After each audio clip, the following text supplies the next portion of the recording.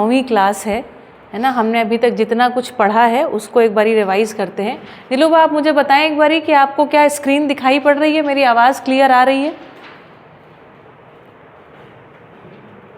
आप सिर्फ हाँ ना बोलेंगे तो मुझे पता चल जाएगा। हाँ आ रही ना, ठीक है, ठीक हाँ आ रही है। ओके, बढ़िया, धन्यवाद। चलिए, तो हम देखते हैं हमने अभी तक क्या क्या पढ़ा है, हमने इतने दिनों में क्या क्या बात करी, एक बार रिवाइज कर लेते हैं। और आज की क्लास मुझे लगता है बहुत महत्वपूर्ण क्लास होने वाली है। लगभग आप में से सारे लोगों ने फीस सबमिट करके एप्लीकेशन सबमिशन का सब काम हो गया आप लोगों का? नहीं हुआ है अभी? एप्लीकेशन सबमिट हो गई है? कर लीजिए उस काम को, है ना। ये इस अभी एनीवेज वीरा भाई बताएंगे ये आपको। चलिए, तो मैं एक बारी रिवाइज करा देती हूँ अपनी तरफ से भी, फिर आप लोग बताइएगा। तो मैंने सबसे पहले आपको बताया था श्री ए नागराज कौशल्य विकास संस्थान, इस नाम के पीछे की पूरी कहानी सुनाई थी। श्री ए नागराज जी प्रणेता हैं मध्यस्थ दर्शन सह अस्तित्ववाद के। कौशल्य का मतलब आपको समझाया था। मनुष्य में 3 चीज़ें दिखाई पड़ती हैं, विचार, व्यवहार और व्यवसाय। विचार के बिना, देखो बेटा, अगर आदमी में विचार नहीं है तो व्यवहार होता नहीं है।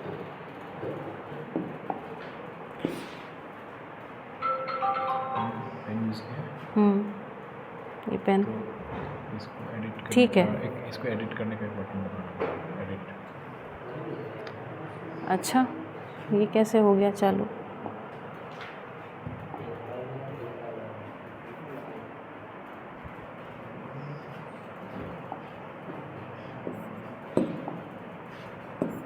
चल रहा है, चलिए ठीक है ना। तो मैंने आपको बताया था विचार, व्यवहार और व्यवसाय, इस तरीके से 3 चीज़ें रहती हैं मानव में।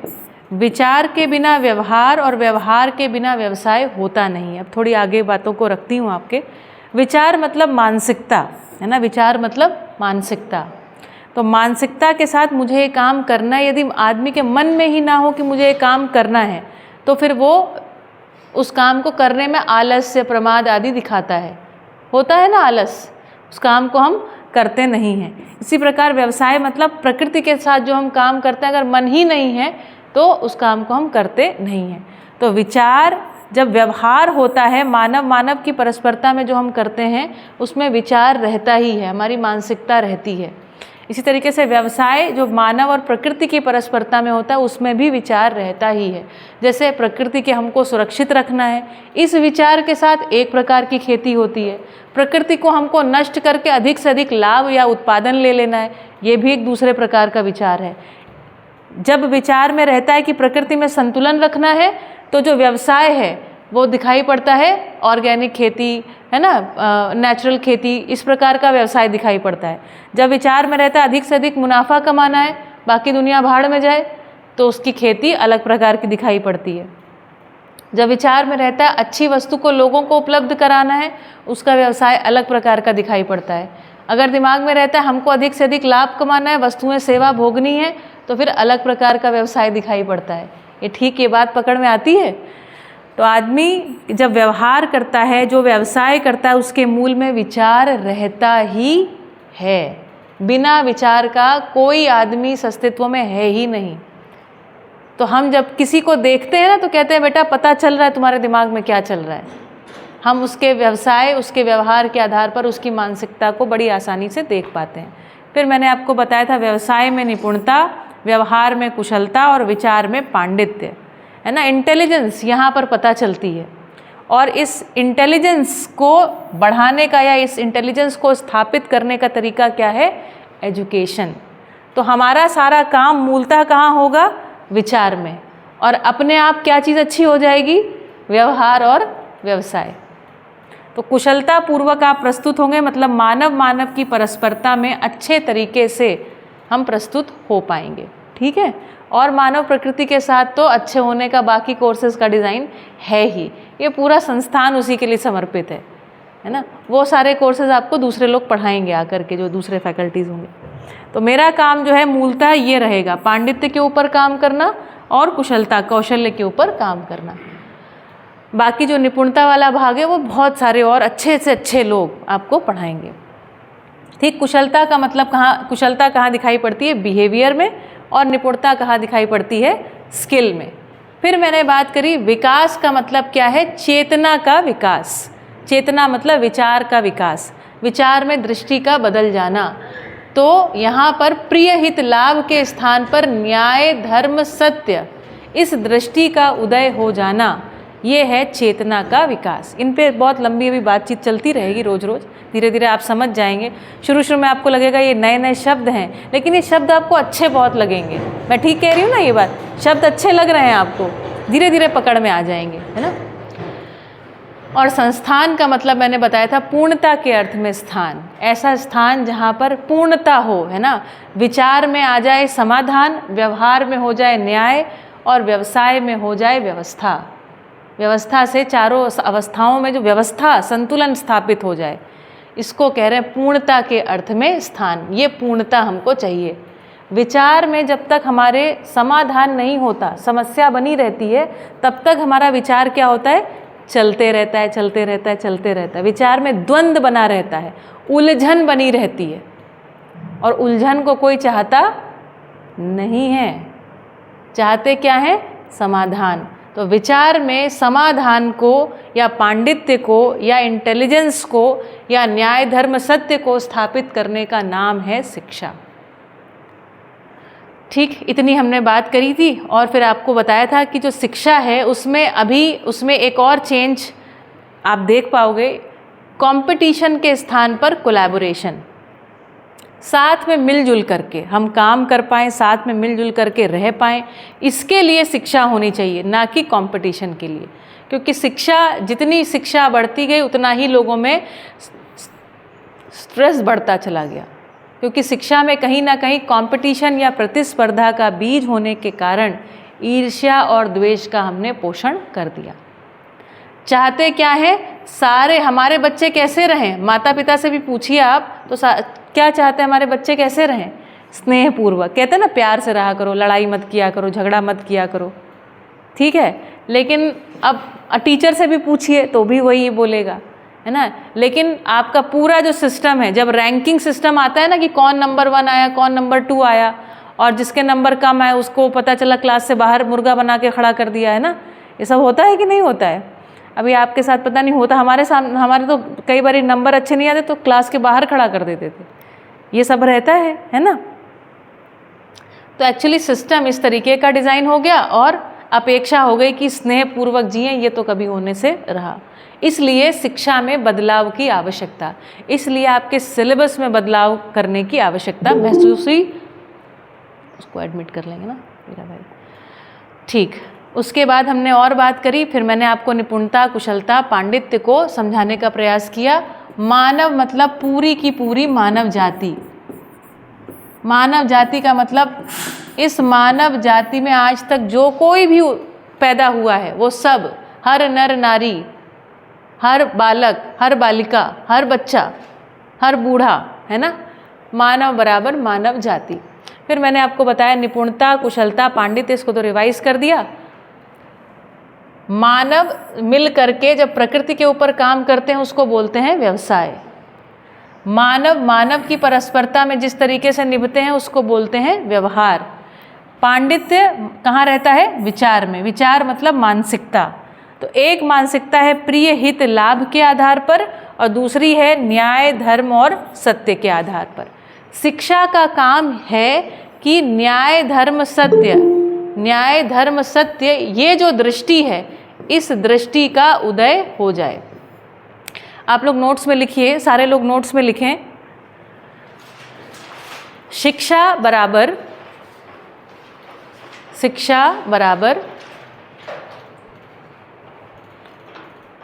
शिष्टतापूर्ण दृष्टि का उदय। शिष्टतापूर्ण दृष्टि, मैं यहाँ पर लिख देती हूँ। अरे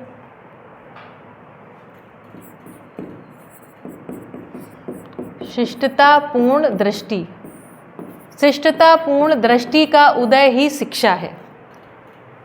हम आपको पूछेंगे शिक्षा क्या है, तो आपको एक लाइन के आंसर में लिखना होगा शिष्टतापूर्ण दृष्टि का उदय ही शिक्षा है। शिष्टतापूर्ण दृष्टि का मतलब होता है न्याय धर्म सत्य, न्याय धर्म सत्य सम्मत दृष्टि। शिष्टतापूर्ण दृष्टि अर्थात न्याय धर्म सत्य सम्मत दृष्टि।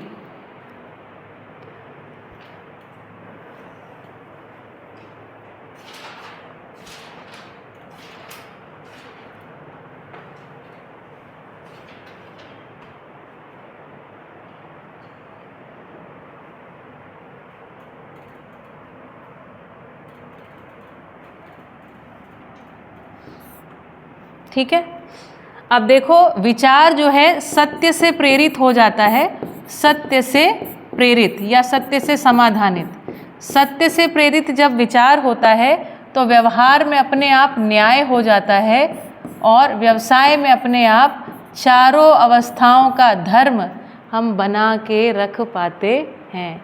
चारों अवस्थाओं का धर्म मतलब जो मिट्टी मणि धातु पत्थर है, इनका धर्म क्या है? अस्तित्व। प्राणावस्था का धर्म क्या है? श्वसन प्रश्वसन। जीवावस्था का धर्म क्या है? जीने की आशा। और मानव का धर्म है निरंतर सुख। इसको निरंतर हम बना करके रख पाते हैं। ठीक, तो धर्म पूर्वक जीना बनता है।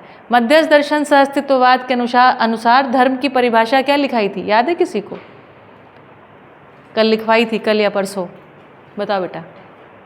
जिससे जिसका विलगीकरण संभव न हो वही उसका धर्म है। पुनः बोलो एक बार मेरे साथ, जिससे जिसका विलगीकरण संभव न हो वही उसका धर्म है। तो चारों अवस्थाएं अपने धर्म के साथ रहती हैं तो बहुत उत्सवित रहती हैं, खुश रहती हैं। ठीक, ठीक है। उसके बाद मैंने आपको बताया था अस्तित्व में 4 अवस्थाएं हैं, पदार्थ अवस्था, प्राण अवस्था, जीव अवस्था और ज्ञान अवस्था। ज्ञान अवस्था की इकाई कौन है? मानव। मानव में हर मानव संतान बचपन से ही जिज्ञासु रहता है और वो बुढ़ापे तक जिज्ञासु रहता है अगर उसकी जिज्ञासा का समाधान ना मिले। जैसे कि आप इतने बड़े हो गए, अभी भी आपको छोटी छोटी बातें समझाती हूँ, सिखाती हूँ, आप तुरंत सीख लेते हैं।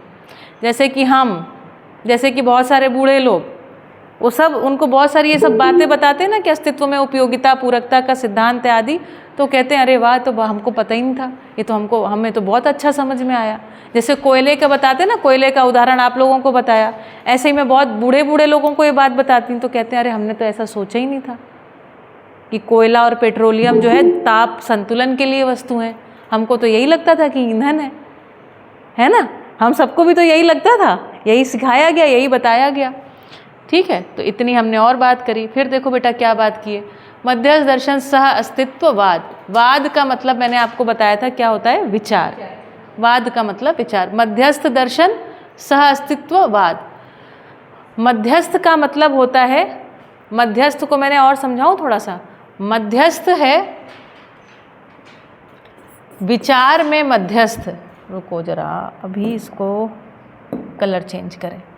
ठीक, तो देखो मध्यस्थ को थोड़ा और समझाती हूँ। तो विचार में मध्यस्थ है समाधान। लिखो, विचार में मध्यस्थ समाधान। विचार में मध्यस्थ वस्तु क्या है? समाधान। मतलब विचार वहाँ पर अपने आप नियंत्रित हो जाता है। विचार को नियंत्रित करने वाली वस्तु है समाधान।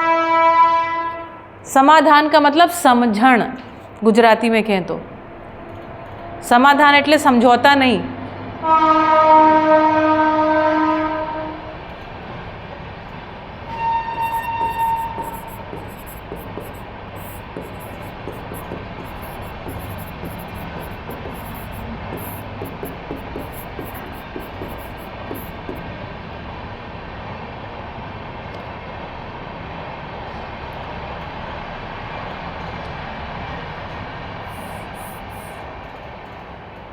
विचार में मध्यस्थ समाधान। जैसे ही समाधान मिलता है, पूर्ण समझ मिलती है ना, फिर पुनः समाधान का मतलब समझौता नहीं, कॉम्प्रोमाइज़ नहीं, क्योंकि गुजराती में समाधान को कॉम्प्रोमाइज़ बोलते हैं ना, हिंदी का शब्द है समाधान। समाधान मतलब अभी समाधान को समझाती हूँ अच्छे से, ठीक है, समाधान क्या वस्तु है। व्यवहार में मध्यस्थ न्याय और व्यवसाय में मध्यस्थ व्यवस्था। अरे मैंने क्या लिख दिया, व्यवसाय में मध्यस्थ क्या है, व्यवस्था या धर्म।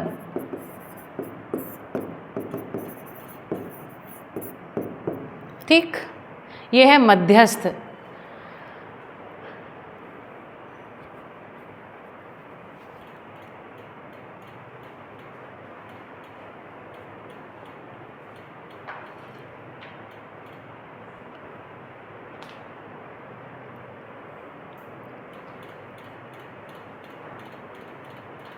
ठीक है, तो देखिए संबंधों में पूरकता के विचार से, है ना, इस विचार से देखने पर, इस विचार मतलब दृष्टि से देखने पर, कौन सी दृष्टि, न्याय धर्म सत्य की दृष्टि।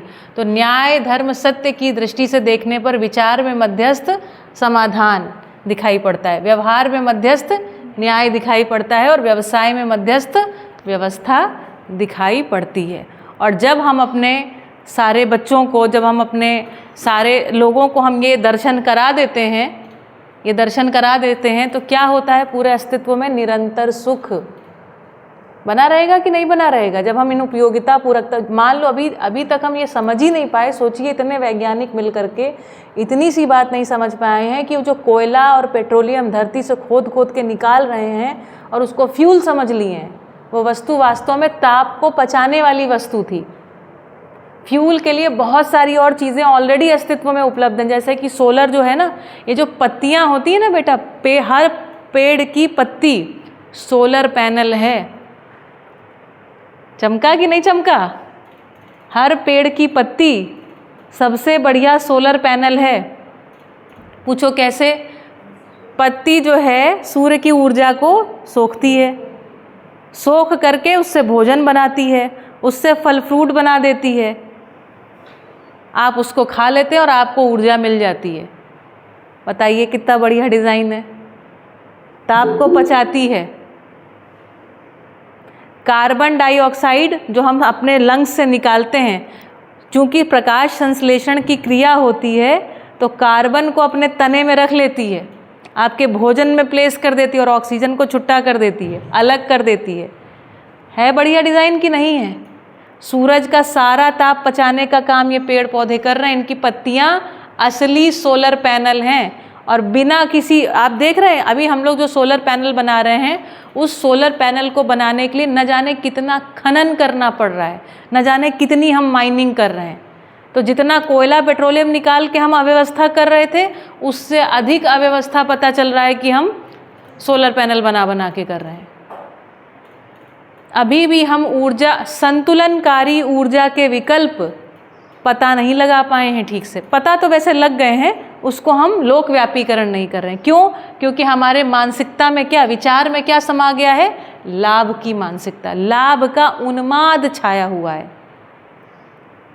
लाभ का उन्माद मुट्ठी भर लोगों में छाया है और परेशान पूरी दुनिया है। समझ रहे हैं? ठीक है, तो अपने को बहुत बड़ा काम करना है। हम सच्चाई के धारक वाहक हैं। धारक वाहक मतलब धारण करने वाले, मतलब समझने वाले, वाहक मतलब उसको ले जाने वाले आगे की तरफ। और ये अद्भुत है, क्योंकि जब आपको जो भी अच्छी बात समझ में आएगी, आप उसको किसी दूसरे के साथ शेयर जरूर करेंगे। अपने छोटे भाई बहन, किसी ना किसी के साथ, किसी मित्र के साथ शेयर जरूर करेंगे। चलो, तो हमने इतनी बात कही थी। अभी आज आपको थोड़ा थोड़ा, हर रोज़ थोड़ा थोड़ा और ज़्यादा समझ में आता जाएगा, क्योंकि एक नए दर्शन के आधार पर है वस्तु। तो आप देखोगे आपका पूरा पर्सपेक्टिव चेंज होगा। हर एक कुछ एक शब्द भी आपको पहली बार आपने सुने होंगे, मध्यस्थ दर्शन, है ना, सह अस्तित्ववाद, ये कौशल्य, ऐसा शब्द आपने बहुत इस पर ध्यान नहीं दिया होगा, पहले कभी आया भी हो कहीं तो। ठीक है, तो फिर मैंने यहाँ पर सह अस्तित्ववाद को रखना शुरू किया और कहा अस्तित्व में जो 4 अवस्थाएं हैं, चारों अवस्थाओं में उपयोगिता पूरकता का संबंध है। उपयोगिता पूरकता का सिद्धांत। उपयोगिता पूरकता का सिद्धांत कहता है जो जिससे है ना हर एक अवस्था अन्य अवस्था के साथ इस तरीके से संबंध का निर्वाह करती है कि जितना लेती है उससे अधिक देती है। यही है उपयोगिता पूरकता का सिद्धांत। उपयोगिता और पूरकता का सिद्धांत। उपयोगिता और पूरकता को ही बोलते हैं संबंध। जब हम बोलते हैं ना संबंध क्या चीज़ है, सहअस्तित्ववाद मतलब संबंध, तो संबंध का एक ही मतलब है बेटा, उपयोगिता पूरकता। उपयोगिता और पूरकता। संबंध का कुल मतलब इतना, आप सोच के देखिए, आपके भी जितने भी संबंध हैं सारे संबंध मूलतः उपयोगिता और पूरकता के साथ ही। यदि उपयोगिता पूरकता प्रमाणित नहीं हो रही है तो कहते हैं ऐसा संबंध किस काम का। बोलते हैं कि नहीं बोलते हैं? तो पूरे अस्तित्व में समस्त वस्तुएं मतलब इस अस्तित्व में एक भी ऐसी वस्तु नहीं है जो हर एक वस्तु के लिए उपयोगी ना हो। देखिए कितनी बड़ी बात मैं कह रही हूँ। एक भी वस्तु ऐसी नहीं है जो हर एक के लिए उपयोगी ना हो। केवल और केवल मानव थोड़ा सा भ्रमित होने के कारण, क्या भ्रमित हो गया, भ्रमित होने के कारण इस बात को अभी तक स्पष्ट नहीं हुआ। लेकिन अभी तक स्पष्ट नहीं हुआ मतलब ज़्यादातर लोगों को अभी स्पष्ट नहीं हुआ है, मगर वैसे मध्यस्थ दर्शन सहअस्तित्ववाद के माध्यम से स्पष्ट हो गया है और इसको एजुकेशन में लाया जा सकता है। तो मानव में स्पष्टता आती कैसे है? शिक्षा के माध्यम से। तो अब शिक्षा के माध्यम से धीरे धीरे इस वस्तु का लोक व्यापीकरण हो रहा है। आपको पता है पहले ऐसा माना जाता था कि धरती जो है ना वो गोल नहीं है। पता है आपको? पहले मानते थे, नहीं पता आपको? पहले ऐसा मानते थे कि धरती जो है चपटी है, एक समय पे आप जाओगे और आखिरी में ऐसे गिर जाओगे। हम आपको उसका चित्र दिखाएंगे कल, ठीक है? आज तो और शायद नहीं निकाला मैंने इसमें, हालांकि सर्च करेंगे तो निकल आएगा ना। इसको सर्च करना पड़ेगा। Can you do that for me? ये देखिए, पहले जो लोग सोचते थे ना इस तरीके से सोचते थे कि धरती कैसी है, ऐसी है। आप एक समय पे जाएंगे ना, उसके बाद आप गिर जाएंगे। अभी भी बहुत सारे लोग हैं जो उस पर बिलीव करते हैं। और अभी मैं बहुत सारे रिलीजियस बुक्स लिखी गई है इसके, वो मान्यता है इसमें फ्लैट अर्थ को बिलीव करता है। देखिए और दिखाती हूँ आपको, बहुत मज़ा आएगा इसको देखने में। कल इसके चित्र दिखाऊंगी आपको। मेरे पास एक पीपीटी बहुत अच्छा है फ्लैट अर्थ का। इसमें है ना वो गिर रहे हैं, ऐसा सब कल्पना है।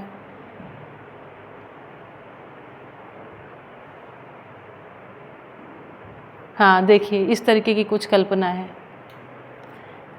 तो एक आदमी है ना जिसने, उस व्यक्ति का क्या नाम था? प्लूटो नहीं, प्लेटो नहीं, गैलीलियो। तो एक व्यक्ति, गैलीलियो का नाम सुना आपने? तो गैलीलियो नाम के एक आदमी ने कहा भैया सुनो, अर्थ जो है फ्लैट नहीं है। उसको मार दिया लोगों ने फांसी लगा दी उसको। ये एक रिलीजियस बिलीफ था, ठीक है? तो उसने अपना जो है वो बताया लोगों को, तो लोगों ने उसको फांसी पे चढ़ा दिया। भाई सोचिए, आप लोगों को कितना आश्चर्य लग रहा है। आप लोगों को ये बात एकदम ऑब्वियस लग रही ना कि अर्थ फ्लैट कैसे हो सकती है?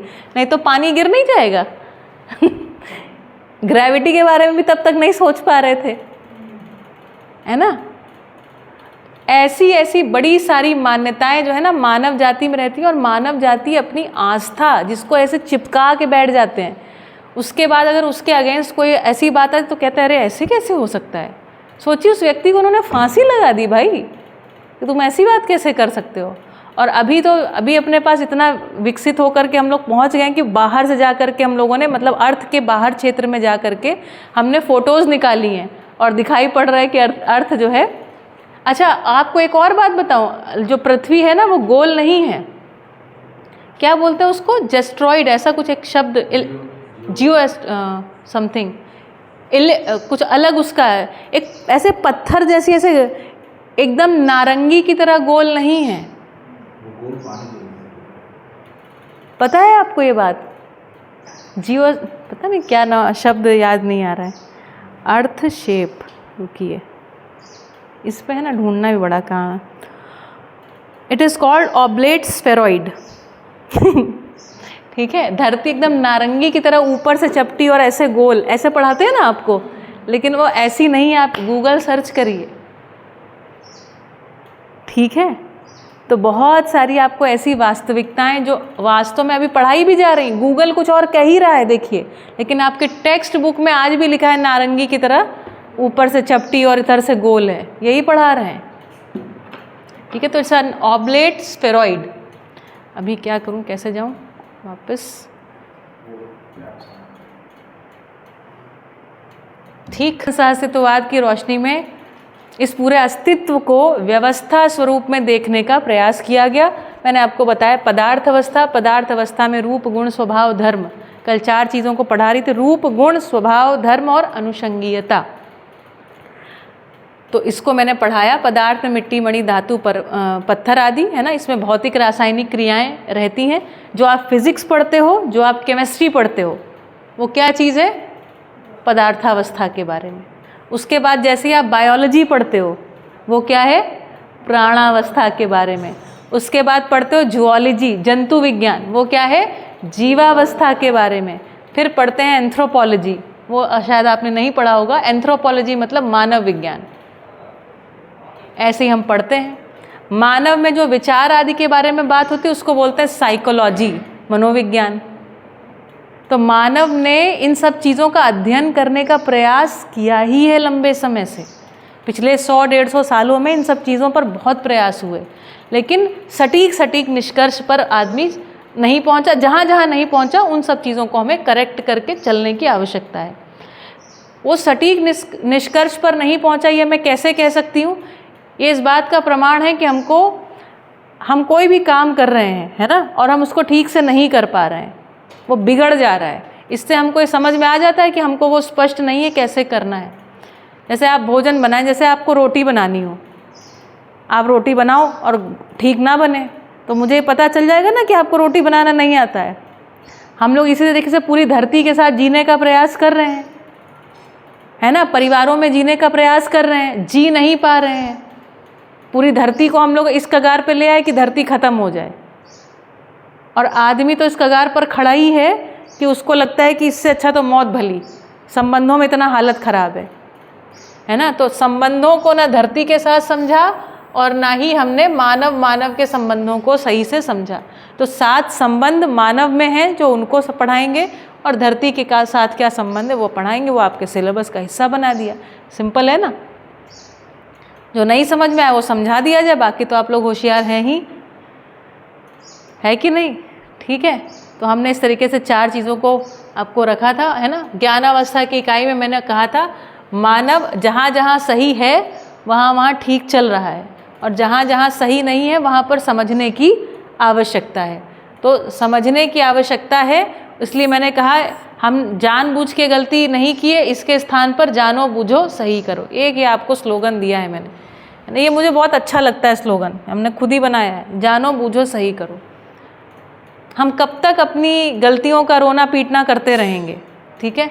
फिर मैंने आपको पदार्थ अवस्था के बारे में बताया। पूरी आवर्त सारणी में 120 प्रकार के स्थिर तत्व दिखाए। स्थिर तत्वों में दिखाया कि कितना सुंदर उपयोगिता पूरकता का सिद्धांत है। ये आप जिन लोगों को पता है ये हाइड्रोजन ऑक्सीजन बॉन्ड कैसे बनाते हैं, आपको पता है ना, कुछ अंश इधर निकल के चले जाते हैं और इस तरीके से बढ़िया बॉन्ड बना लेते हैं और उसके बाद पानी बन जाता है, कोवेलेंट बॉन्ड बोलते हैं। अब उनकी डिटेल में नहीं जाएंगे, वो सब आपके सिलेबस का हिस्सा नहीं, लेकिन अगर आपने साइंस पढ़ी है तो इसमें एटॉमिक बॉन्ड्स कुछ बनते हैं, है ना, कुछ कोवेलेंट बॉन्ड्स बनते हैं। ठीक है, इतना आपको पता है। इसी तरीके से उदाहरण दिया सोडियम क्लोराइड का, इसी तरीके से उदाहरण दिया था ग्लूकोज का। इस अस्तित्व की समस्त वस्तुएं इसी प्रकार से हैं। अस्तित्व में सभी क्रियाएं, भौतिक रासायनिक क्रियाएं या कोई भी घटना हो रही है ना, बिजली चमकने की भी घटना होती ना, उसका भी प्रयोजन है। जब जनक सर आपको नाइट्रोजन साइकिल पढ़ाएंगे ना तो फिर पढ़ाएंगे वो। पानी का बरसना, बादल का गरजना, बिजली का कड़कना, हर एक क्रिया प्रयोजन से है। ये सब घटनाएं प्रयोजन के साथ हैं। फिर मैंने आपको उदाहरण दिया था ग्लूकोज बनता है, ग्लूकोज ही हमको एनर्जी देने वाली चीज़ है, कोई नहीं ऐसा ग्लूकोन-डी जैसा। आपने सुना है आपने वो? तो ग्लूकोज नाम का एक तत्व होता है जो आपको इंस्टेंट एनर्जी देता है, जिसके कारण हम चलते हैं। तो हमारे पेट में जो निकलने वाला एसिड, आपके जैसे मुंह में पानी आ जाता है ना, खाना जैसे ही आता है, सलाइवा जिसको बोलते हैं, लार जिसको बोलते हैं, वहाँ से पाचन की क्रिया शुरू होती है। पेट में जिसको कहते हैं ना चूहे कूद रहे हैं, चूहे, और चूहे नहीं होते हैं, पेट में एक प्रकार का एसिड निकलता है, बाइल निकलता है, ठीक है ना जनक सर, बाइल बोलते हैं उसको। तो वो है HCl, हाइड्रोक्लोरिक एसिड निकलता है, हाइड्रोक्लोरिक एसिड, अम्ल। अगर अम्ल आपको ऐसे छू जाए तो आप जल जाओगे, लेकिन आपके पेट में उतनी ही तीव्रता का अम्ल निकलता है जिससे आपका खाना पचता है। फिर वो खाना में विघटन की क्रिया होती है। मैंने आपको पदार्थ अवस्था में संगठन विघटन पढ़ाया है, उसको और पढ़ाएंगे रोज धीरे धीरे, है ना। तो संगठन विघटन की क्रिया होती है, जिसके कारण से एक एक वस्तु, आप सोचो कैल्शियम हमारी रीढ़ की हड्डी में पहुंच जाता है ना, जब पैदा हुए थे तो जरा से इतने बड़े थे, रीढ़ की हड्डी भी वैसी मजबूत नहीं थी, अभी देखो ना कितनी बड़ी रीढ़ की हड्डी हो गई, कैल्शियम फॉस्फोरस आदि से मिल करके बनी है। तो एक एक कैल्शियम अलग हो करके कहाँ जा रहा है? आपकी हड्डी में जा रहा है। क्या बात, बढ़िया, ठीक है। तो ये सब घटनाक्रम चल रहा है। प्रयोजन का मतलब मैंने बताया था पूरकता या संबंध या उपयोगिता, ठीक। हर एक शब्द को रोज रोज रोज रोज धीरे धीरे करने से आप लोग 2-3 महीने के बाद एकदम ऐसी भाषा आप भी बोलने लग जाएंगे। जैसे अभी आपको बोलती हूँ HCl, तो आपको तुरंत पता चलता है ना, हाइड्रोक्लोरिक एसिड। जब 6-7 में पढ़ाया गया था तब, अरे यार ये क्या पढ़ा रहे हैं, याद है आपको कितना कठिन लगा था? कुछ लोगों को कठिन लगता है भाई, है ना, लेकिन फिर आप धीरे से अभ्यस्त हो जाते हैं उस भाषा के, ठीक। फिर मैंने आपको अस्तित्व में व्यवस्था दिखाई थी, दूर से व्यवस्था दिखाई थी, और ये पूरा जो पदार्थ जगत है, कौन सा, जैसे चंद्रमा, तारामंडल, सूर्य, पृथ्वी, ये सब अभी किस अवस्था में है? पदार्थ अवस्था में है। केवल धरती पर अन्य 3 प्रकार की और अवस्थाएं दिखाई पड़ रही हैं, है ना। तो पहले पदार्थ अवस्थाओं में भी आपस में हर एक चीज़ में पूरकता है। जैसे हाइड्रोजन ऑक्सीजन का एक संबंध है ना, उसके कारण से पानी है ना। इसी तरीके से देखो, थोड़ा आगे बढ़ते हैं, इसको और थोड़ा आपको दिखाती हूँ। देखो ये कितना अद्भुत है कि ये जो ऑक्सीजन है ना, कहीं पर O और O मिल करके O2 बना हुआ है। ऑक्सीजन जो सांस लेते हैं हम और हमारे जीव जानवर, और उल्टा क्रम चलता है किसमें? प्राणावस्था की इकाई में। वो लोग कार्बन डाइऑक्साइड को क्या करते हैं? ग्रहण करते हैं और ऑक्सीजन छोड़ते हैं। हम ऑक्सीजन ग्रहण करते हैं, कार्बन डाइऑक्साइड छोड़ते हैं। तो ऐसा एक पूरकता बनी हुई है, संबंध बना हुआ है। आपको और जान करके हैरानी होगी, O2 और O जुड़ करके एक और चीज़ बनती है, O3। क्या होता है ये होता है ओजोन। होता है कि नहीं होता है? ओजोन। फिर आपको पता होगा, अगर केमिस्ट्री में और थोड़ा जाएं तो, चलिए और नहीं जानते हैं अभी, है ना। फिर बनता है वाटर। इसी तरीके से हर चीज़ में हम देखें ना, CO2 + H2O, है ना।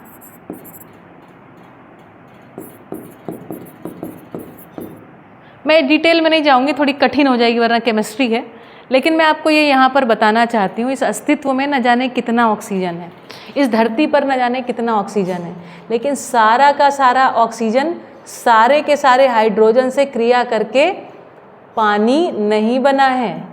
कुछ ऑक्सीजन आपस में मिल करके O3 नाम का एक परमाणु बनाया है, जो क्या है? ओजोन।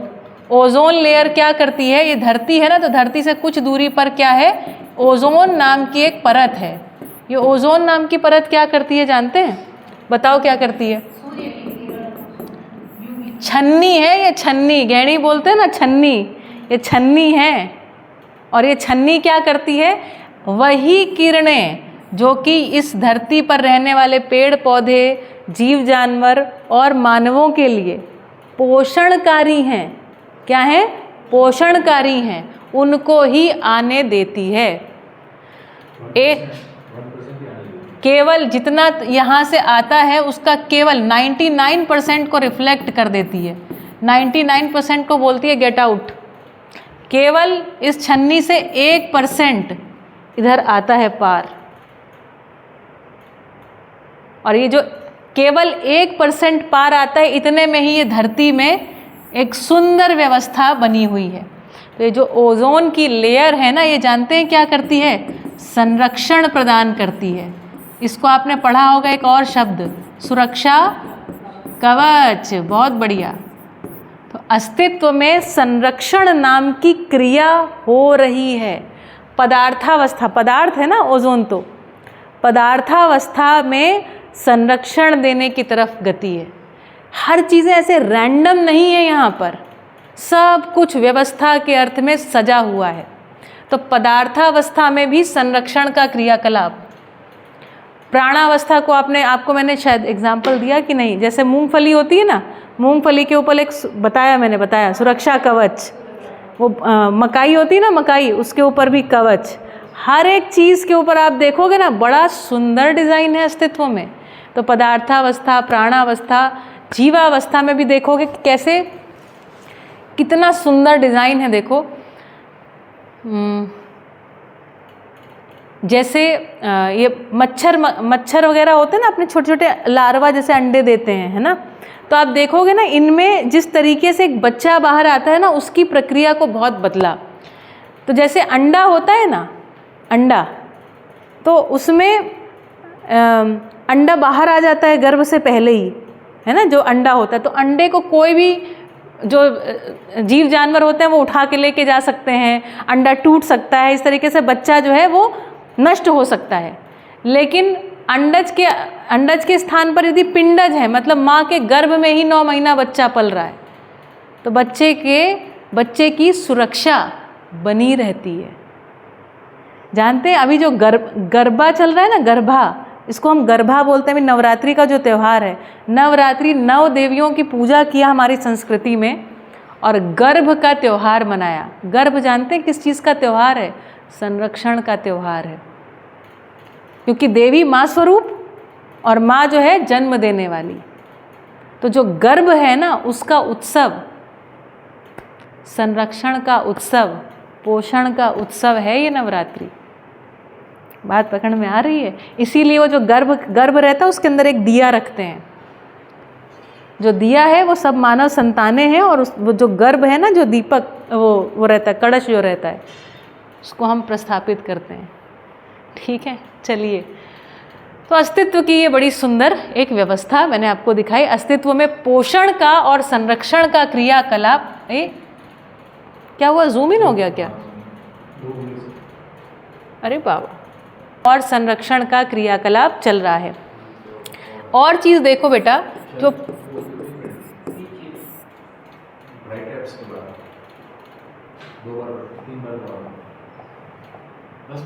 तो पोषण तो हटाऊं पहले, ये तो हटाना है ना। अब ठीक है, ठीक है, चलो। अस्तित्व में जहाँ से पोषण होता है उसको क्या बोलते हैं? माता। क्या बोलते हैं? माता। और जहाँ से संरक्षण मिलता है उसके लिए क्या शब्द दिया है?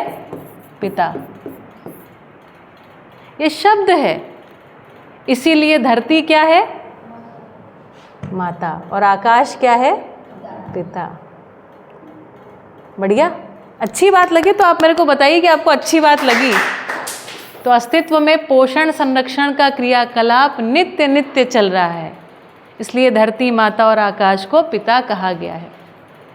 ठीक, तो आपको बताया संरक्षण कैसे मिल रहा है और पोषण कैसे। धरती में पोषण होता है, धरती में क्योंकि चारों अवस्थाएं होती हैं, और एक एक खनिज जड़ों के माध्यम से ऊपर आके आपको मिलते रहता है, आपके शरीर का पोषण करने वाली होती है।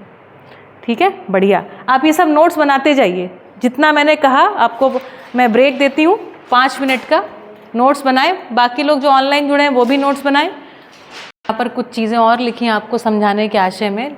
लिखा है अस्तित्व में व्यवस्था है, अस्तित्व में व्यवस्था है, अस्तित्व में संबंध है। संबंध का मतलब है उपयोगिता। बोलो, उपयोगिता, और उसके साथ क्या है? पूरकता। उपयोगिता, पूरकता, उपयोगिता, पूरकता। संबंध का मतलब क्या? उपयोगिता, पूरकता। तो अस्तित्व में व्यवस्था है, पहली महत्वपूर्ण बात। अब मैंने अभी समझाया, अस्तित्व में पोषण संरक्षण की व्यवस्था है। अस्तित्व में पोषण संरक्षण की व्यवस्था है। ये जो पोषण और संरक्षण की व्यवस्था है, इसको जब देखा तो इसको संबंध के रूप में पहचाना। जहाँ पर पोषण क्या है? प्रधान रूप से पोषण है और उसके साथ संरक्षण है। संरक्षण है लेकिन उसका सेकेंडरी पॉइंट है, पोषण प्रधान रूप से दिखाई पड़ता है। ऐसी हर एक वस्तु को हमने क्या कहा? माता। और जहाँ संरक्षण प्रधान पोषण की क्रिया दिखाई पड़ती है, मूलतः हम क्या पहचान रहे हैं? क्रिया। पोषण प्रधान संरक्षण की क्रिया का नाम है माता, संरक्षण प्रधान पोषण की क्रिया का नाम है पिता। इसीलिए देखो परंपरा में भी इसको ऐसे पहचाना गया। आकाश को क्या कहा? पिता। धरती को क्या कहा? माता। क्योंकि मूल रूप से क्या पोषण प्रधान है यहाँ पर, ठीक है। इसी तरीके से नदी को क्या कहा? माता। गाय को क्या कहा? माता का मतलब क्या? पोषण प्रधान संरक्षण क्रिया। इस एक्टिविटी को पहचाना है, इस क्रिया को पहचाना है कि यहाँ से पोषण हो रहा है, ठीक है।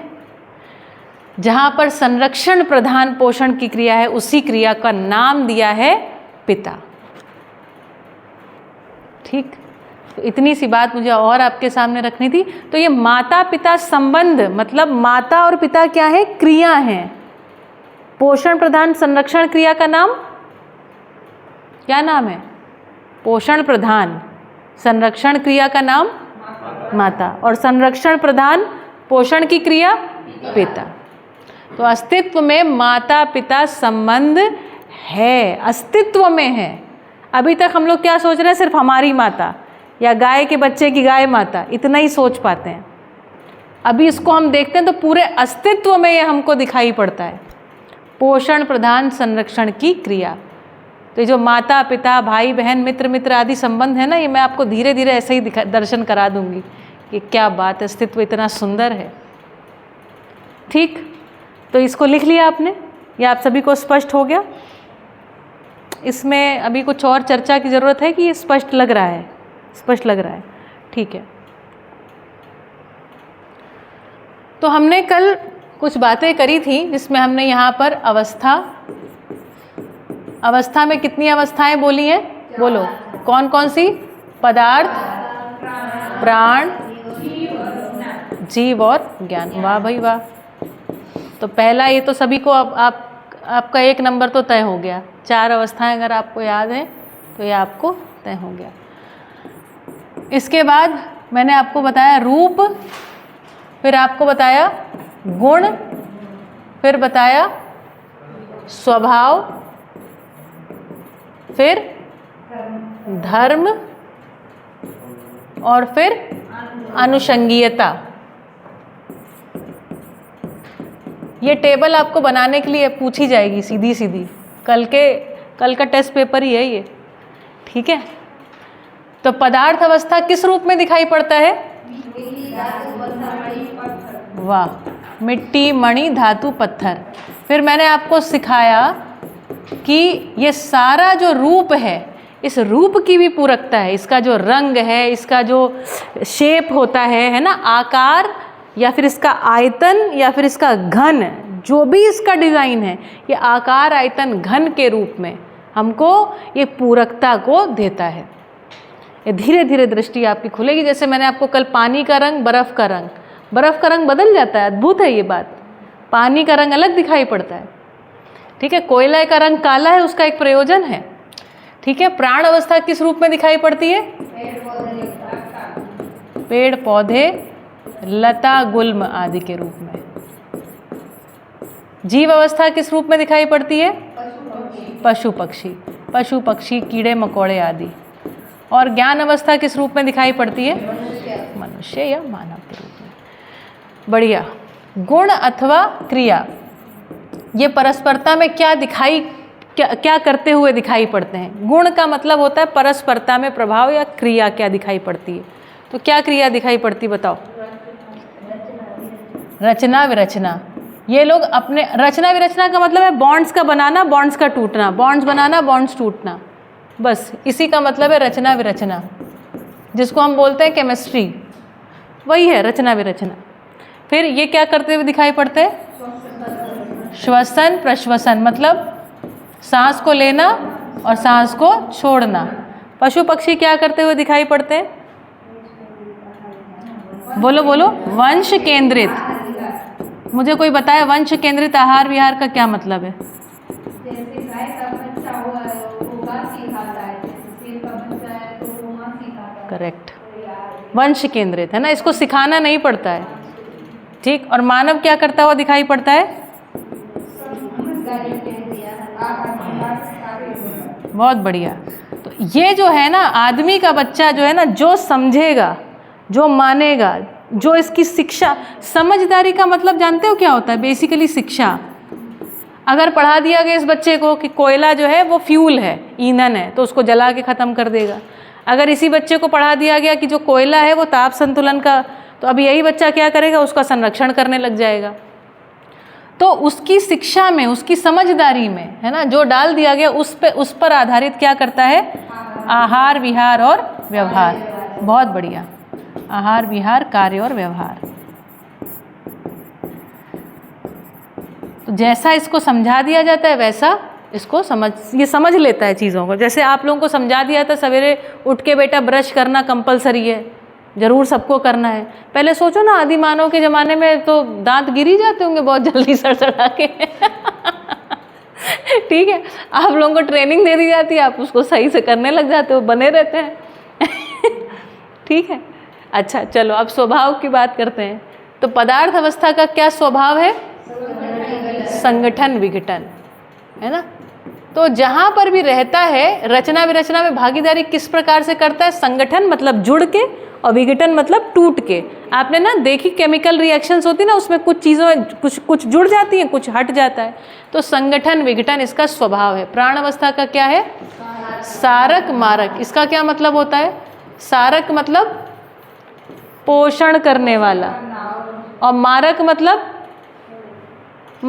भी पोषण करने वाला, लेकिन नियंत्रण करता है। जैसे मैंने बताया नीम आप खाओगे, पेट के कीड़ों के लिए तो मारक है, लेकिन आपके लिए वही चीज़ सारक है ना। बहुत सारी वनस्पतियाँ होती हैं, हर एक वनस्पति किसी के लिए सारक, किसी के लिए मारक। जैसे जब कुत्ते को ना पेट खराब होता है तो घास खा के उल्टी कर देता है, पता है आपको?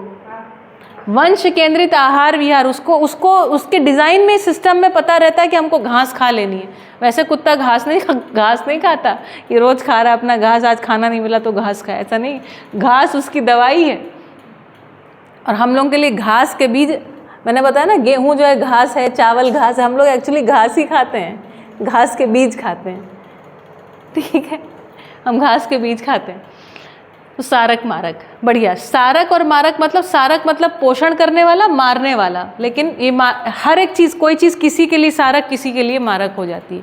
वही चीज़ कभी कभी अमृत हो जाती है, वही चीज़ कभी कभी जहर भी हो जाती है। स्थिति पर डिपेंड करता है ना। जैसे मान लो कोई दवाई है, कोई गोली है ना, कुछ काढ़ा है, जो बीमार है वही काढ़ा उसके लिए सारक, और जो नहीं बीमार है मान लो वो सेवन करने लगे उसका, तो पता चला उसको कोई बीमारी हो गई। ठीक है, ऐसा इसमें ये स्वभाव रहता है। इस तरीके से भागीदारी करती है। स्वभाव का मतलब होता है व्यवस्था में भागीदारी करने का तरीका। तो जुड़ के हट के इस तरीके से भागीदारी को करता है, उपयोगिता पूरकता को करता है ना। सारक मारक, पोषण करके या किसी चीज़ को नष्ट करके, इस तरीके से भागीदारी। जीव में क्या है? क्रूर अक्रूर, है ना, क्रूर अक्रूर। तो आप इसके लिए तो उदाहरण दिए थे कल अच्छे से। गाय का जब, है ना, वो जैसे मैंने एक उदाहरण दिया था कि शेर के एरिया में गाय नहीं जाती, इसीलिए जंगल बड़े होते हैं। तो जंगल नहीं तो जंगल इतने बड़े बड़े दिखाई ही ना पड़े, गाय सब चर जाए। ठीक है, चलो और भी उदाहरण दिए थे। ज्ञान अवस्था की इकाई में मैंने कहा था स्वभाव में और चर्चा करेंगे। क्या लिखा था यहाँ पर? धीरता, बहुत बढ़िया। धीरता, वीरता, उदारता। अब देखो, पता है दिक्कत बस इतनी सी हो रही है कि आदमी का ये स्वभाव है और आदमी अपने स्वभाव में अभी नहीं है। जो आपकी शिक्षा है, जो हम शिक्षा देने का प्रयास कर रहे हैं, उससे ये चाहते हैं कि पहले तो धीरता, वीरता, उदारता क्या है ये समझ में आ जाए, पहले समझ में आ जाए और उसके बाद हम ऐसा जी पाएँ। अभी तक हम वीरता जानते हैं किसको बोले हैं? वीर लोगों के जो नाम हम बोले हैं ना, वो सारे ऐसे लोगों को वीर बोले हैं जो एक्चुअली किसी को मारा है। तो हमने अभी तक कहीं ना कहीं क्रूरता को ही वीरता से जोड़ा हुआ है, समझा करके, क्योंकि मानव का जो डिजाइन है वो क्या है? समझदारी केंद्रित। तो शिक्षा विधि से, समझदारी विधि से उसका मन में हम समझदारी को पैदा नहीं कर पाए, तो इसके लिए हमको मारना पड़ गया। तो इसीलिए अभी तक युद्ध की परंपरा चली आ रही है। हमको लगता है कि अगर आपके दिमाग में गलत विचार है तो बजाय कि बैठ करके शिक्षा विधि से हम आपके विचार को बदलें, हमने क्या सोच लिया कि इसको समूल खत्म कर दिया जाए। यही है जीव चेतना, जीवों जैसा सोचना, जीव चेतना में जीना। है तो आदमी ज्ञान अवस्था की कई मानव है, लेकिन जीने का कैसा डिजाइन सोच लिए हैं? क्रूर अक्रूर। इसको बोलते हैं जीव चेतना। और जब मानव चेतना में चलते हैं तो शिक्षा केंद्रित है ना, शिक्षा विधि से धीरता, वीरता, उदारता, दया, कृपा, करुणा को समझाना, समझना। इस मानसिकता के साथ, सही की मानसिकता के साथ आदमी खड़ा हो सकता है। हर व्यक्ति समझ सकता है, हर व्यक्ति समझ सकता है। इसको बोल रहे हैं मानवीय स्वभाव। अभी कभी कभी हम किसी के सामने एकदम गाय जैसे, किसी के सामने एकदम शेर जैसे, कभी एकदम पशु मानव, कभी एकदम राक्षस मानव, कभी एकदम किसी के सामने बिल्ली का बच्चा, किसी के सामने शेर का बच्चा, ऐसा हो जाता है ना। इसको बोल रहे हैं पशु मानव, राक्षस मानव। मध्यस्थ दर्शन में ऐसा दो नाम दिया गया है, एकदम किसी के सामने भीगी बिल्ली और किसी के सामने शेर। मज़ेदार बात यह है कि ये सब हम करते तो हैं, लेकिन इसमें हमको आनंद नहीं होता है, नहीं आनंद होता है। हर एक व्यक्ति किसी के सामने भीगी बिल्ली हो जाता है और किसी के सामने शेर हो जाता है। ऐसा डिज़ाइन चलते रहता है, इसमें किसी को मज़ा नहीं आ रहा है। मज़ा है इस जगह पर, धीरता, वीरता, उदारता, दया, कृपा और करुणा, जिसको हमें समझना शेष है। ये पूरा आपको पूरा साल भर यही समझाना है हमको, यही इसी के लिए तो पूरा कोर्स बना रहे हैं, है ना। असल में पूरी शिक्षा बचपन से लेकर के अभी तक की हमारी ये शिक्षा होनी चाहिए थी। समझने में धीरता, समझाने में वीरता, समझाने के लिए अपना तन मन धन तीनों समर्पित कर देना, इसका नाम है उदारता। अभी हम क्या उदारता समझते हैं? कोई भिखारी है, उसको कुछ थोड़ा दे दिया, उसको समझते हैं उदारता। तो क्या करते हैं, भिखारी को कुछ दे दिया थोड़ा सा, मान लो हम 100 रुपये कहीं से, देखिए कुछ लोग तो बहुत अच्छे तरीके से पैसा कमाते हैं, लेकिन कभी कभी ऐसा भी होता है जो सर्वाधिक इस समय अमीर लोग हैं, वो कुछ नहीं करते हैं और उनके पास केवल पैसा आते रहता है, आते रहता है, आते रहता है। ऐसा ही डिज़ाइन है ना, इसको बोलते हैं सबसे बढ़िया तरीके से अच्छी ज़िंदगी चल रही है। अच्छी ज़िंदगी का मतलब बैठे बैठे कुछ ना करें और आता रहे, ये शोषण विधि है ना। और उसमें से कुछ एक हिस्सा 10%, 20% हमने किसी को दे दिया, चलो। भिखारी जो है उसमें भिक्षा की प्रवृत्ति तो ख़त्म नहीं होती है। मान लीजिए आप किसी भी भिखारी को दे दें, आप 10 रुपये मांग रहे हैं, आप 100 दे दीजिए, 1000 दे दीजिए, 10,000 दे दीजिए, तो क्या वो भिक्षा मांगना बंद करता है? नहीं बंद करता है। तो हमारी उदारता, जिसको अभी हम उदारता मानते हैं, उससे उस उदारता से एक्चुअली भला हुआ नहीं है। तो धीरता, वीरता, उदारता, दया, कृपा, करुणा, ये मानवीय स्वभाव है, इसकी अपेक्षा मानव में है। ये कैसे होगा ये उसको पता नहीं है। मध्यस्थ दर्शन सहअस्तित्ववाद में इस तरीके से जीने का एक डिज़ाइन बता रहे हैं, उसको हम लोग धीरे धीरे पढ़ेंगे, पूरा साल यही पढ़ना है, ठीक है। तो दया, कृपा, करुणा रह गया है शब्द, इसको इस पे बात करेंगे, इस पे समय चाहिए मुझे बात करने के लिए। धर्म के ऊपर बात करते हैं। हमारे लिए अभी मेन चीज़ें मानवीय स्वभाव, धीरता, वीरता, उदारता को कहा। दया कृपा जो है, दया कृपा जो है ये देव मानव का गुण है ना, दैवत्व आ जाता है। और करुणा जो है दिव्य मानव का गुण है। आदमी ही देव और दिव्य मानव के जैसा जी सकता है ऐसा मानव जो बहुत लोगों को पोषण, मानसिक संरक्षण करते हैं ना, ऐसे लोगों को देव मानव और दिव्य मानव कहते हैं। उनका ये गुण है, दया, कृपा और करुणा। ठीक। धर्म की बात करें, चलो पदार्थ का धर्म बताओ। अस्तित्व। फिर इसको थोड़ा साफ साफ लिख दें, अस्तित्व, अस्तित्व। हाँ, फिर अस्तित्व प्लस पुष्टि, अस्तित्व प्लस पुष्टि प्लस जीने की आशा, बढ़िया। और अस्तित्व प्लस पुष्टि प्लस जीने की आशा प्लस निरंतर सुख।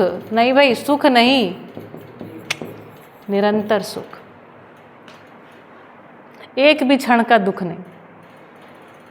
अनुषंगिता क्या होती है? निश्चित आचरण या फिर मल्टीप्लिकेशन की विधि। मैंने कल बताया था ना ये, है ना। तो ये किस तरीके से मल्टीप्लाई होते हैं ये बताओ। अनुषंगिता क्या रहती है? परिणाम अनुषंगीय, मतलब हाइड्रोजन में जितने परमाणु हैं, हर एक हाइड्रोजन में उतने ही परमाणु हैं। इस विधि से हाइड्रोजन एक प्रकार के आचरण को या निश्चित आचरण को प्रस्तुत कर पाते हैं। दुनिया के सभी हाइड्रोजन में परमाणुओं की संख्या एक ही, यहाँ तक कि सूरज पे भी जो जिसको हमने हाइड्रोजन हीलियम पता लगा लिया, कैसे पता लगा लिया है? परमाणुओं की संख्या या उसके आचरण के आधार पर कि वहाँ पर हाइड्रोजन या हीलियम होगा। तो इस अस्तित्व में हर एक जगह जहाँ जहाँ हाइड्रोजन है, हीलियम है, ऑक्सीजन आदि हैं, उन सबको हम इसी आधार पर उनके निश्चित आचरण के रूप में पहचान पा रहे हैं। अनुषंगिता का मतलब होता है निश्चित आचरण। किस तरीके से आचरण इसका निश्चित होता है, इसका बिहेवियर कैसा है ना। तो परिणाम अनुषंगीय, इसको साथ में जोड़ के लिखा परिणामानुषंगीय। इसमें कैसे निश्चित आचरण दिखाई पड़ता है? बीजानुषंगीय। अब बीज का मतलब केवल बीज नहीं है, जैसे कुछ वृक्षों को हम तने से भी लगा देते हैं, है ना। तना भी उसका एक तरीके से बीज है। बीज का मतलब उसी पेड़ पौधे का कोई हिस्सा जिससे उसको लगाने पर वो वापस अपने पेड़ की जैसी पुनः रचना को कर लेता है, उसको बोलते हैं बीजानुषंगीयता। जीव में क्या रहता है? वंशानुषंगीयता। और यहाँ क्या रहता है? संस्कारानुषंगीयता। बहुत बढ़िया, ये सबसे बढ़िया चीज़ है संस्कारानुषंगीयता। संस्कार का मतलब होता है सही पूर्ण समझ, सही सार्वभौमिक पूर्ण समझ। और आदमी जब तक संस्कार इसमें नहीं आएगा तब तक आदमी का हर एक जो मानव संतान है ना, उसमें जनरेशन गैप होते रहेगा। जो जनरेशन गैप है ना, ये अस्तित्व में एक व्यवस्था है। अभी लोग कैसे बोलते हैं? जनरेशन गैप जैसे कोई बड़ी दुखकारी चीज़ है, बोलते हैं कि नहीं बोलते हैं? एक्चुअली में जनरेशन गैप बड़ी मज़ेदार चीज़ है, क्योंकि आदमी जब तक अपने इस स्वभाव में नहीं आएगा, जनरेशन गैप होते रहेगा, होते रहेगा, होते रहेगा। जनरेशन गैप ही वो दबाव है जिसके कारण मानव जाति को सोचना पड़ेगा कि हमको अपनी शिक्षा को सही करना है। जो जेन जी के ऊपर इतना ज़्यादा परेशानी और ये सब लगाया जा रहा है ना, एक्चुअली आप लोग वो पीढ़ी हैं जिसकी एक अद्भुत पूरकता है। तो क्या बात निकल के आ गई कि आपकी पीढ़ी या हर अगली मानव पीढ़ी जो बात सही नहीं होती है उसके ऊपर उंगली उठा देती है, और ये उंगली उठाने के कारण से चीज़ों को सही होना पड़ता है। आपको जैसे बताती हूँ, आपको मान लीजिए कोई खरीदे 50 रुपये में, आपको कैसा लगेगा? आप ये कल्पना कर सकते हैं कि कोई आपको 50 रुपये में खरीद ले जाए और उसके बाद ज़िंदगी भर आपसे मजदूरी कराए। लेकिन आपको पता है, आज से 100 साल पहले तक इसी भारत में गुलाम बिकते थे। आप इमेजिन कर सकते हैं? आप लोग हंस रहे हैं इस बात पर, आप लोग हंस रहे हैं। आप जाके इंटरनेट पर सर्च कीजिए, पूरा अमेरिका ऐसे ही बिल्ड किया गया। अभी आप लोगों की कल्पना में नहीं आ रहा है ना। पूरे जो अंग्रेज, ये जो अमेरिका में जो काले लोग हैं ना, मतलब ब्लैक लोग, वहाँ कैसे पहुँच गए? वो तो एकदम ठंडा कंट्री था। भर भर के बोट्स में जहाज़ों में पकड़ पकड़ के उनको लेके आया जाता था और उनको गुलाम की तरह रखा जाता, उसको स्लेवरी बोलते थे। यहाँ से भी स्लेव की तरीके जाते थे। जब हम लोग अंग्रेज़ों के शासन काल में थे ना, तो अंग्रेज़ों की तो बहुत बड़ी ब्रिटिश सेना थी, कहीं पर भी युद्ध किया करते थे। तो अब हम लोग चूँकि उनके गुलाम हो गए थे, तो यहाँ से लोगों को भर्ती कर करके अलग अलग जगहों पर युद्ध लड़ने के लिए भेज दिया जाता था। तो आपको क्या लगता है सारे अंग्रेज ही युद्ध लड़ते थे क्या? नहीं, जिनको वो गुलाम बना लेते थे ना, उन लोगों को युद्ध में मरने के लिए भेजा जाता था। कैसा लग रहा है आपको सुन करके? ये सब चीज़ें स्वीकार होंगी? मानव जाति को अच्छा हुआ ना कि नहीं स्वीकार हुई? तो भगत सिंह जैसा कोई उद्दंड लड़का 21 साल का, आपके जैसा ही जेन-ज़ी रहा होगा, वो भी लड़ा वो तो इसलिए हम यहाँ बैठे हैं। और मान लो वो भी अपने मम्मी पापा की बात सुन के, समाज की बात सुन के चला होता सीधा सीधा रास्ता, तो आज भगत सिंह हमारे पूर्वज हैं, आज़ाद भारत में हम खड़े हैं उनकी वजह से। मतलब उनके जैसे कितने, कल उस दिन मनोज भाई ने क्या 25 लाख लोगों की बलिदानी हुई है। कितने? 25 लाख लोग इस काम में लगे, तब जाके भारत स्वतंत्र हुआ। आबादी कितनी रही होगी भाई? बहुत कोई आबादी नहीं रही होगी, आबादी तो अब बढ़ रही है, पहले इतनी आबादी नहीं थी भारत की। 25 लाख लोगों की तो जान चली गई, उसमें लग गई, ठीक है, इतना बलिदान। तो सोचने की बात है। इसलिए मेरे हिसाब से, मध्यस्थ दर्शन के हिसाब से, मध्यस्थ दर्शन एक बहुत सुंदर सूत्र देता है जो आज की कल्पना के विपरीत है। आपको लिख देती हूँ। श्री ए नागराज जी कहते हैं, ये बहुत सुंदर सूत्र लगता है, अगली पीढ़ी आगे। उन्होंने ये सूत्र दिया, अगली पीढ़ी आगे। श्री ए नागराज कितनी अद्भुत बात बोल के गए हैं। अगली पीढ़ी आगे। मानव जाति में जो जो चीज़ ठीक नहीं है, जो जो चीज़ ठीक नहीं है, उस हर एक चीज़ पर अगली पीढ़ी का ध्यान जाएगा और वो उसको सुधारेगा। पिछली पीढ़ी से मात्र वो वही चीज़ सही, वही ग्रहण करेगा जो सही है, और जो सही नहीं है उसका विरोध करेगा। बदल गया पूरा, है ना? ईस्ट चल रही दुनिया और इधर बता रहे हैं, है ना, बाबा जी कुछ और कह रहे हैं। बाबा जी मतलब श्री नागराज जी कुछ और कह रहे हैं, वो ये सूत्र दे रहे हैं, अगली पीढ़ी आगे। ये कब तक आगे आगे चलती रहेगी? जब तक कि पूर्ण रूप से संस्कार क्या है या पूर्ण सही समझ को पा नहीं जाएगी, बोध नहीं होगा सही का, एग्जैक्ट सही। और संस्कार स्थापित होने के बाद एक सही व्यवस्था को खड़ी करेगी। सही व्यवस्था, उसको सही व्यवस्था चाहिए, उसको गुलामी नहीं चाहिए। सर्वाधिक लोग, आपको क्या लगता है 25 लाख लोगों में जो शहीद हुए होंगे वो क्या बूढ़े बूढ़े लोग हुए होंगे, 80-80 साल वाले, जबकि उनकी तो मौत नज़दीक होगी? क्या लगता है आपको? ये जितने लोग थे, ये सब युवा लोग थे, आपके जैसे, हमारे जैसे। ये बूढ़े लोग नहीं थे। तो अगली पीढ़ी आगे, आप लोग हैं अगली पीढ़ी। अगली पीढ़ी आगे, और ये आगे कब तक चलेगी? जब तक संस्कार को पा नहीं लेगी। और संस्कार को पाने के बाद रुकेगी नहीं, सही व्यवस्था उसको करेगी। सही व्यवस्था बनने के बाद फिर क्या होगा? फिर होगी संस्कारानुषंगिता, क्योंकि जब पूर्ण सही समझ आ गई तो अगली संतान और पिछली पीढ़ी के बीच में कोई भी गैप नहीं रहेगा, ज़ीरो गैप। हम लोगों ने अपने पूर्वजों से आहार ग्रहण कर लिया, कपड़ा ग्रहण कर लिया, कपड़ा है ना बनाते उन्हीं से सीख रहे हैं हम लोग, उसमें ज़्यादा फेर फार नहीं कर रहे हैं, हमारी खोपड़ी वहाँ नहीं चलती है। हमने मकान अकान ठीक है, जो कुछ उन्होंने लिया उसमें कुछ सुधार उधार कर रहे हैं, लेकिन ठीक है। हमारा इस समय क्या चल रहा है? मूल रूप से अब आज की जो पीढ़ी है वो विचार पे केंद्रित है। और जानते हैं कहाँ पर केंद्रित है? आपकी पूरी पीढ़ी। अब उसको, आपकी पीढ़ी को, जेन जी को ये चाहिए, मनः स्वस्थता, मनः स्वस्थता। इसके लिए छटपटा रही है ये पीढ़ी, मन अस्वस्थता।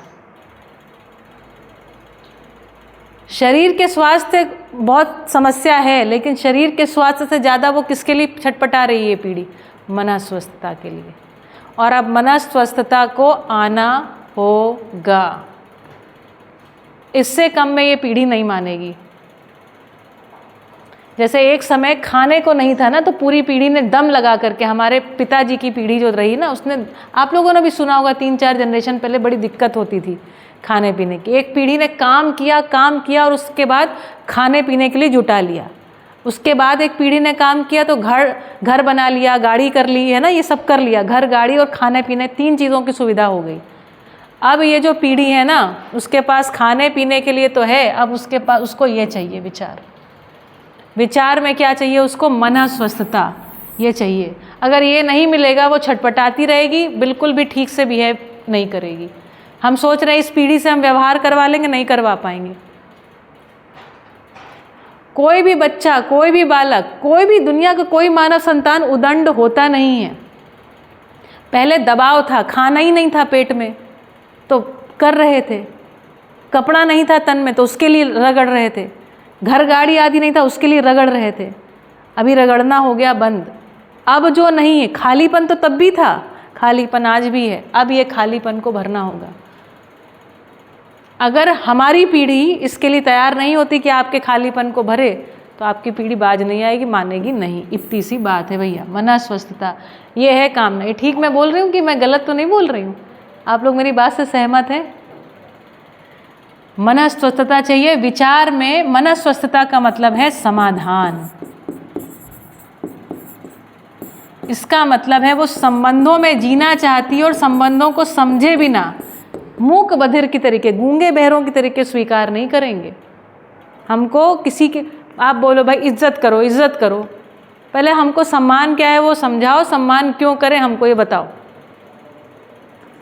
मैं गलत नहीं बोल रही हूँ ना?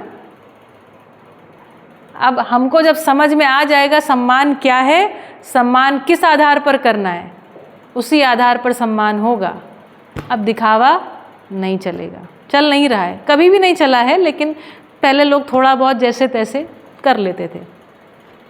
जानते हैं क्यों कर लेते थे? इसलिए कर लेते थे क्योंकि कुल इतनी चीज़ें उपलब्ध रहीं, रूप, पद, धन और बल।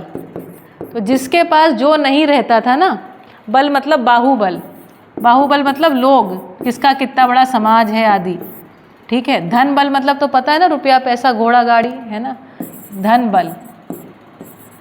कोई किसी ऊंचे पद पर होता था, जैसे पदाधिकारी कोई हो उसका, है ना, जी साहब सब चलता था, है ना, कोई बहुत रूपवान हो आदि। तो जिसके पास जो नहीं होता था उसके लिए पीछे पीछे दौड़ता था। अब इसमें भी इसका तो बहुत ज़्यादा नहीं रहा, है ना, इसका भी उतना नहीं रहा, लेकिन इसका बड़ा बोलबाला हुआ क्योंकि लोगों के पास खाने पीने पहनने को नहीं हुआ करता था। लेकिन अब ये सब नहीं चलेगा, ये सब नहीं चलेगा, क्योंकि जिनके पास बाहुबल हुआ उन्होंने क्या किया? शोषण किया कि नहीं किया? बोलो। जिनके पास धन बल हुआ उन्होंने भी शोषण किया, पूरी धरती का शोषण कर डाला भाई, पूरी धरती का शोषण कर डाला। और अब ये जो अगली पीढ़ी है, इस पूरी अगली पीढ़ी के पास, उसको पता नहीं वो कितने साल जिएगी, ऑलरेडी अस्वस्थ होनी शुरू हो गई है। तो ना इसका सम्मान, ना इसका सम्मान, ना इसका सम्मान, ना इसका सम्मान, कोई सम्मान सम्मान नहीं। अब चाहिए उसको बुद्धि बल का समाधान, बुद्धि बल का सम्मान होगा। बुद्धि बल माने समाधान, बौद्धिकता की प्रतिष्ठा, यही होगा, इसी से तृप्ति होगी, इसके अलावा कोई डिज़ाइन नहीं है। फ्यूल को जला लिया, जिनके पास था, लगा ली पेट्रोकेमिकल की इंडस्ट्री।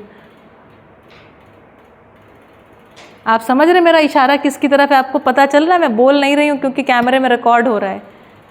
आपको इशारा तो पकड़ में आ रहा है ना? जो बहुत बड़े बड़े धनपति हैं, लगा ली पेट्रोकेमिकल इंडस्ट्री और पूरा जो है इसको पूरा जो है धरती को खोखला करने का डिज़ाइन बना लिया। जो पदों पे बैठे हैं, अभी जो हमारी सत्ता है तो जनतंत्र, लेकिन देखो ना बेटा, जो अभी वन जो है, वन जंगल से सबके लिए सांस की व्यवस्था है ना, सबके सांस लेने की व्यवस्था जंगल से है। लेकिन मान लीजिए हमारी गवर्नमेंट में फॉरेस्ट डिपार्टमेंट बन गया।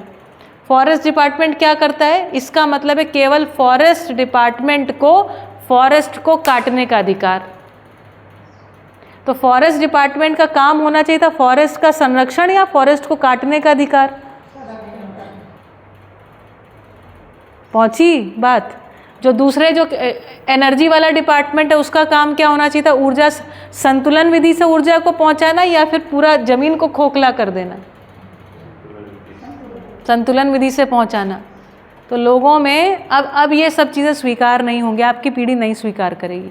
2 साल और रुक जाइए, आप जब तक डिवोक करके निकलेंगे ना तब तक परिस्थितियाँ ऑलरेडी बहुत विकृत हो चुकी होंगी। आप जैसे लोगों का ही सम्मान और प्रतिष्ठा होने वाली है, आपसे पूरी दुनिया आपको देख रही है। ऐसे लोग चाहिए। लोग ऊब गए हैं, हमारे जैसे लोग। आपको हमारी कहानी तो हमने सुनाई थोड़ी बहुत। मैं तो क्या, हम लोग तो खैर आज से, हम लोग अपने ज़माने के जेंजी थे, ठीक है। हम लोग बैंगलोर से वापस आ गए यहाँ पर कि भाई ये तो डिज़ाइन नहीं है, क्योंकि हमको 15 साल पहले ये सब चीज़ें दिखाई पड़ रही थी। दूर की देखना होगा। आज आवश्यकता है समाज में संतुलन को स्थापित करने वालों की। आप भूल जाइए कि प्रतिष्ठा होगी किसी भी पैसे वाली, कोई प्रतिष्ठा नहीं होगी। कुछ ही समय में सब गिर जाएगा। हाँ, अपने को क्या चाहिए? अपने को देखिए, धन के स्थान पे चाहिए अपने को समृद्धि। क्या चाहिए?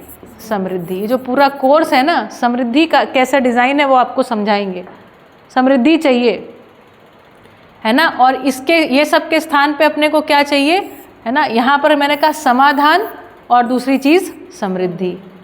और ये बाहुबल नहीं चाहिए अपने को चाहिए जनबल। अरे ये कैसे हटेगा? ऐसे। तो अपने को चाहिए जनबल। जनबल कहाँ से? जो मानसिकता में एक रूपता हो, मानसिकता में एक रूपता हो। किसके लिए? संतुलनकारी मानसिकता में जब एक रूपता होती तो ऐसे लोग एक हो जाते हैं, उसको बोलते हैं जनबल। अब बाहुबल नहीं चाहिए भैया, ये सब कुछ नहीं चाहिए, ये भी कुछ नहीं चाहिए, ये भी कुछ नहीं चाहिए, कुछ नहीं चाहिए लोगों को। लोग ऊपर हो गए इन सब बातों से। एक ज़माना था, अभी भी थोड़ा बहुत तो देखो चलता है गाँव में, गोरे काले का काफ़ी वो रहता है ना। लेकिन अब धीरे धीरे ये सब चीज़ों से आपकी पीढ़ी धीरे धीरे निकलती जा रही है। मुझे नहीं पता आपकी, अभी आप ही लोग बताइए। हमारी पीढ़ी तो काफ़ी हद तक निकल गई, ज़्यादा नहीं रहा। आपकी पीढ़ी मुझे लगता है निकली हुई है। इतना नहीं सोचते हैं क्या मित्र बनाने से पहले, अरे काला है इसको कैसे मित्र बनाए? नहीं सोचते हैं हम लोग, है ना। अंग्रेज़ों के समय में ये सब था। आपको पता है जो काले लोग थे वो सेकंड क्लास डिब्बे में, या इंडियन लोग जो होते थे दूसरे डिब्बे में सफ़र करते थे। अलाउड नहीं था। रंग के आधार पर भेद आदमी को स्वीकार नहीं हुआ। खदेड़ दिया हम लोगों ने। अफ्रीका से भी खदेड़े गए, हर जगह से खदेड़े गए। तो जो भी, एक बात आप जान लीजिए, आगे जो भविष्य है आपको बता दूं, जहाँ पर भी भेदकारी मानसिकता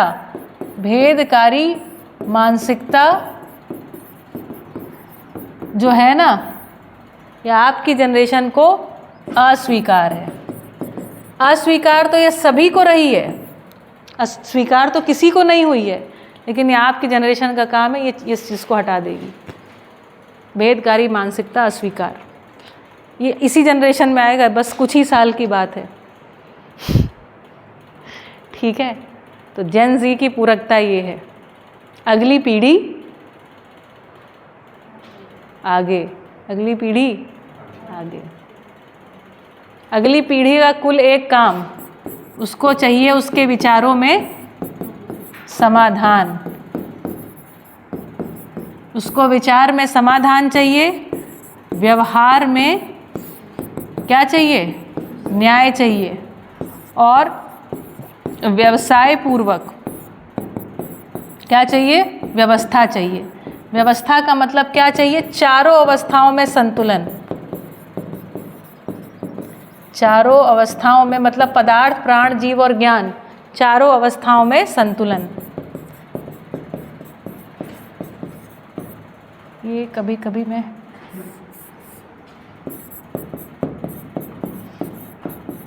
चारों अवस्थाओं में संतुलन चाहिए चाहिए चाहिए।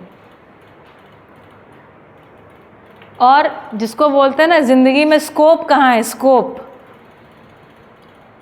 यही स्कोप है, इसके अलावा कहीं स्कोप नहीं है।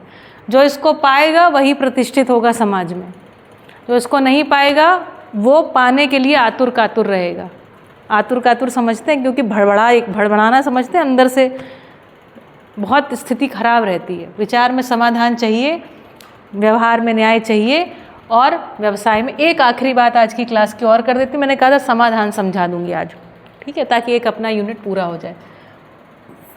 ये जो इतना सुंदर शब्द मध्यस्थ दर्शन सहअस्तित्ववाद में प्रमाणित है, समाधान का मतलब होता है, समाधान ऐसी चीज़ को बोलते हैं जिसको करने से या जिसका होना पुनः समस्याकारी नहीं है, पुनः समस्याकारी नहीं है। मैं आपको उदाहरण देके समझाती हूँ। समाधान मतलब जिससे समस्या ना निकले, है ना। अभी एकदम छोटे बच्चों के जैसा पढ़ा रही हूँ, जिससे समस्या का उदय ना हो, जिससे समस्या ना निकले। जैसे मैं आपको उदाहरण देती हूँ, मानव जाति का अभी तक का अभ्यास कैसा है। मानव जाति का अभी तक का ऐसा अभ्यास है, समस्या आई, ठीक, तो सोचना शुरू किया, एक प्रकार का कुछ हल निकाला, उकेल है ना जिसको बोलते हैं, एक कोई हल निकाला। समाधान शब्द नहीं बोल रहे हैं, उसने हल निकाला। जैसे मान लो हमको दूरगमन मतलब ट्रांसपोर्टेशन, ये एक समस्या है, ठीक है, ट्रांसपोर्टेशन। अब ट्रांसपोर्टेशन एक समस्या थी, उसको हल करने गया और ट्रांसपोर्टेशन की समस्या को हल किया, लोहा वोहा लगा के अपना डिज़ाइन कर लिया पूरा सब, गाड़ी और ये वो सब चीज़ें। और उसके बाद एक समस्या लेके आ गया, क्या, अब प्रदूषण में कई प्रकार के प्रदूषण ले आया। तो एक समस्या हल करने निकले थे